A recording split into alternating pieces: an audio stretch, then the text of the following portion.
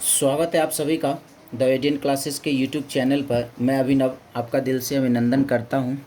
आज हम लोग फिर से परसेंटेज के पार्ट को आगे बढ़ाते हैं और कुछ सवाल को हम लोग डिस्कस करते हैं।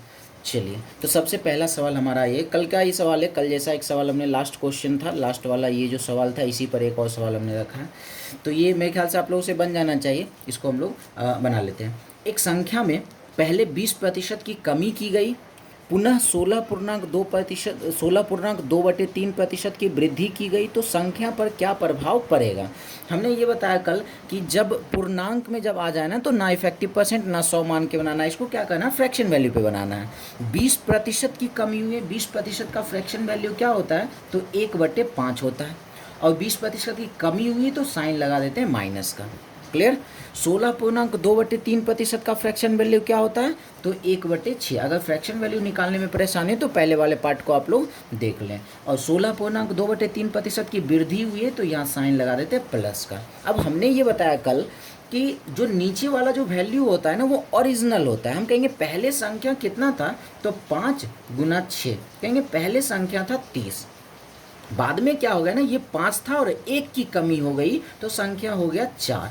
यहाँ पे पहले संख्या 6 था और 1 बढ़ गया, घट गया कहाँ से, इस साइन से देख रहे हैं। 6 था और 1 बढ़ गया तो क्या हो गया, 7 7 चौके क्या हो गया, 28। पहले संख्या था 30 और बाद में क्या हो गया, 2 की कमी हो गई, 28 हो गया। तो पता चल गया कमी हो रहा है यहाँ पे, तो प्रतिशत निकाल लेते हैं। कमी हुई, कितने प्रतिशत की कमी हुई, जितना कमी हो रहा है उसको ऊपर रखते हो, नीचे किसको रखते हो, तो ओरिजिनल वैल्यू को, पहले वाले वैल्यू को। तो पहले कितना था संख्या, 30, नीचे रख लिए 30 और प्रतिशत बनाने के लिए 100 से मल्टीप्लाई कर लेते हैं। क्या मिल जाएगा, 20/3%, 6.2/3% हो जाएगा। क्लियर। चलिए, अब आगे क्या है, एक वर्ग के भुजा में 20% की वृद्धि करने पर क्षेत्रफल पर क्या प्रभाव पड़ेगा। देखो क्या है ना, कि अब वर्ग के भुजा में 20% की वृद्धि करने बोला है और क्षेत्रफल पे प्रभाव पूछा। हम जानते हैं क्षेत्रफल में भुजा स्क्वायर होता है ना। अब एक बात समझना है कि वर्ग रहे या फिर वृत्त रहे या फिर कोई त्रिभुज रहे, इन सब के क्षेत्रफल पे प्रभाव पूछेगा। त्रिभुज में अगर समबाहु त्रिभुज रहे तो क्या होगा, एक ही बार प्रतिशत में वृद्धि करेगा। एक बार 20% बढ़ाना, हम अपने मन से क्या करेंगे, 2 बार 20% लेंगे। क्यों, क्योंकि क्षेत्रफल में भुजा स्क्वायर होता है, इसीलिए इस नंबर को हमने 2 बार लिया। अगर कमी होता तो 2 बार 20% की कमी करते। अब हमारे पास 3 कॉन्सेप्ट है, 100 मान का इफेक्टिव परसेंट और ये फ्रैक्शन वैल्यू वाला 3 कॉन्सेप्ट है। तीनों में से कोई भी अप्लाई करके हम लोग बना सकते हैं।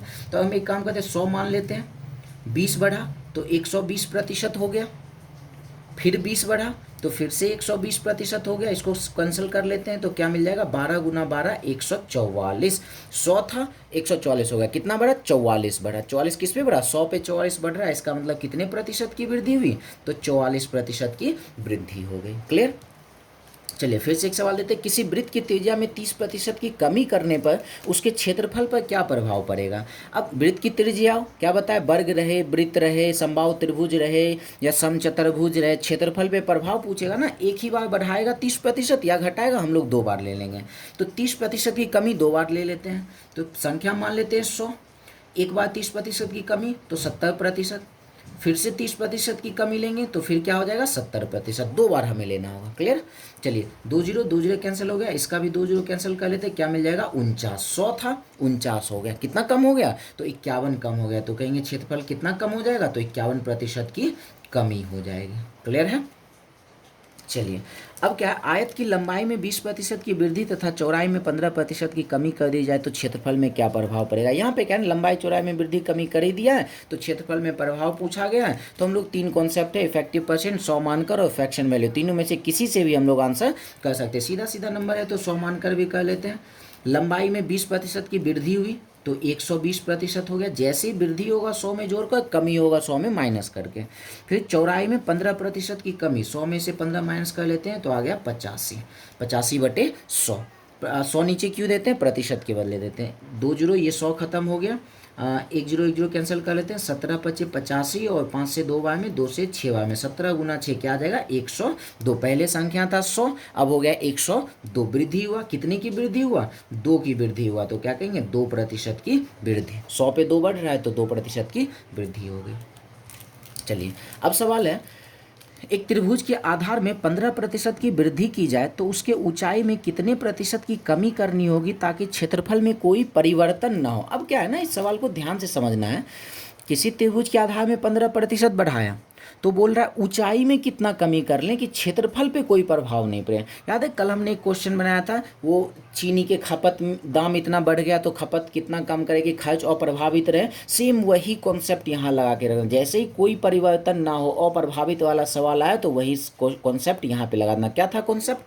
15% की वृद्धि हुई है, 15% का फ्रैक्शन वैल्यू क्या होता है तो 3/20, 15/100 और 5 से 3 वाय में 5 से 20 वाय में कट गया 3/20। वृद्धि हुई है तो साइन लगा देते हैं प्लस का। क्लियर? अब डायरेक्ट आंसर निकालेंगे। क्या बताए थे? ऊपर में 3 है तो 3 ही रहने देंगे, नीचे में क्या करना है प्लस है तो दोनों को जोड़ कर रख लेंगे। 23 गुना 100 क्या आ जाएगा 300/23% की क्या हो जाएगी, ये हो जाएगा। क्लियर है?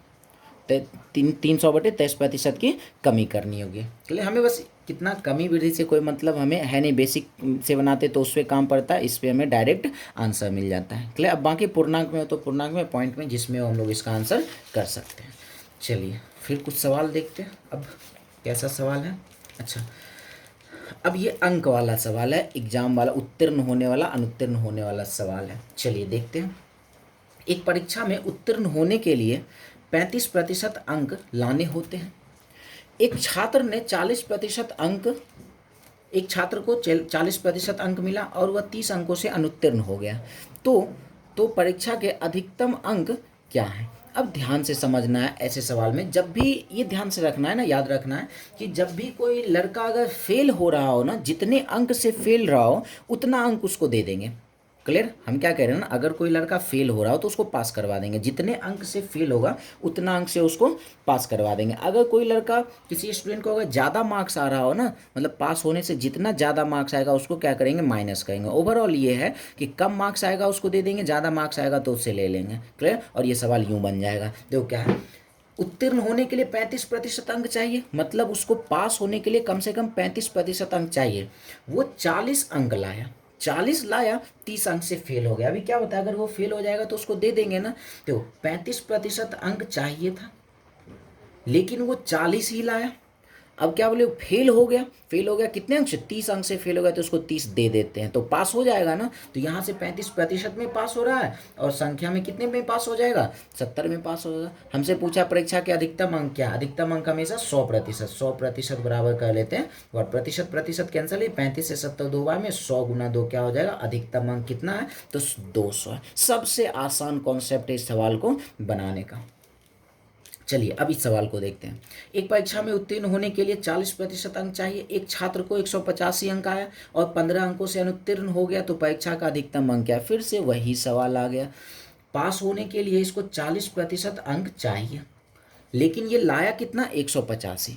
अगर 185 लाया तो ये 15 अंक से फेल होगा। क्या बताया, अगर फेल होगा तो इसको अंक दे देंगे। तो 185 और 15 जोड़ लेते हैं तो कितना हो जाएगा, 200। मतलब 40% बराबर हो गया 200 के। तो अधिकतम अंक पूछा है, इसका मतलब 100% बराबर कर लेते हैं। व्हाट कैंसिल कर लेते हैं, प्रतिशत प्रतिशत तो खत्म ही हो जाएगा, 0 0 कैंसिल, 5 बार में 5 गुना 100 क्या हो जाएगा, अधिकतम अंक कितना है तो 500 है। क्लियर? अगर हमसे यहाँ पूछा जाता पास होने का अंक तो 40%, सॉरी पास होने का नहीं इसमें पूछा जाता क्योंकि 200 तो दिया हुआ है, ये जोड़ कर आ ही जाता है। चलिए इसमें पूछा जाएगा। इस सवाल क्या है, ये सवाल, एक परीक्षार्थी ने 30% अंक प्राप्त किया, 108 अंकों से अनुत्तीर्ण हो गया। दूसरे परीक्षार्थी ने 52% अंक प्राप्त किया जो उत्तीर्ण होने के लिए आवश्यक अंक से 24 अधिक है। तो परीक्षा का कुल पूर्णांक है। देखो क्या है ना, एक लड़का अगर 30% अंक लाता है तो 108 अंक से फेल हो जाता है। क्या बताया, अगर वो फेल हो रहा है तो उसको देना होगा। ये 30% अगर अंक लाया तो 108 से फेल हो गया, इसको 108 दे दो। क्लियर? अब दूसरा लड़का क्या है, 52% अगर वो ला रहा है तो क्या करें, आवश्यक अंक से 24 अधिक लाए, अधिक लाएगा तो क्या करेंगे, माइनस कर लेंगे। जैसे इसको कम था इसको दे दिया और इसको एक्स्ट्रा था तो इससे ले लिए, दोनों एक ही पॉइंट पे पहुंच गया, दोनों हो गया बराबर। अब प्रतिशत वाले को एक तरफ और संख्या को एक तरफ कर लेते हैं। 30 को उधर भेज देते हैं, 52 में से 30 माइनस हो जाएगा, क्या मिल जाएगा 22%। और 25 को इधर लेके आ जाते हैं, 108 और 25, 108 और 25 कितना हो जाएगा, 133। क्लियर है, 133 हो जाएगा। चलो अब क्या करते हैं, 22% 22% बराबर है 133 के यहाँ पे 24 होना चाहिए, 25 लिख दिए। यहाँ 24 अंक से 24 अंक का दिखता ना, तो 24 माइनस करना होगा। -24 इधर चला जाएगा, +24 हो जाएगा, ये हो जाएगा 132। 22% बराबर है 132 के। हमसे क्या पूछा, कुल अधिकतम पूर्णांक क्या है, मतलब 100%। देखो यहाँ जो पूछा जाता है उसी का आंसर कहते हैं। अगर हमसे यहाँ पूछा गया अभी फिलहाल क्या, कुल पूर्णांक क्या है, इसका मतलब 100% बराबर वाट निकाल लेते हैं। क्लियर। अगर हमसे पूछा था पास होने का अंक क्या है, तो पास होने का अंक 30% निकालते, उसमें 108 जोड़ लेते तो पास होने का अंक मिल जाता। क्लियर। तो इस तरीके से अंक निकाल सकते। 100% यहाँ फिलहाल निकाल लेते, 22 से कट जाएगा 6 बार में, 6 गुना 100 क्या हो जाएगा 600। अधिकतम अंक कितना हो गया, 600 का एग्जाम हो गया। अगर हमसे ये पूछा था कितने अंक में पास होगा, तो हम क्या कहते हैं, 22% बराबर है 132 के। तो पास कितने में हो रहा है, 30% प्लस 108। तो सबसे पहले 30% निकाल लेते हैं। 30% क्या होता है, 22 से 6 बार में कटा, 6 गुना 30 180, और साथ ही साथ 108 और इसको देना पड़ता है, तो क्या आ जाता है 288 अंक में ये पास हो जाता है। अगर पास होने का प्रतिशत पूछा जाता तो प्रतिशत कैसे निकालते, पास होना है 288 में और टोटल अंक है 600, प्रतिशत बनाने के लिए 100 से गुना कर लेते हैं, 0 0 खत्म, 6 चौके 24, 6 8 48 कहते हैं 48% में ये पास हो जाएगा। ये तीनों सवाल पूछा जा सकता है, कुल अंक, पास होने का अंक और पास होने का प्रतिशत, तीनों पूछा जाता है, इसलिए तीनों का डिस्कस हम कर दिए। चलिए तो विशेष आज के लिए इतना ही रहने देते हैं, मिलते हैं हम लोग नेक्स्ट वीडियो में। धन्यवाद।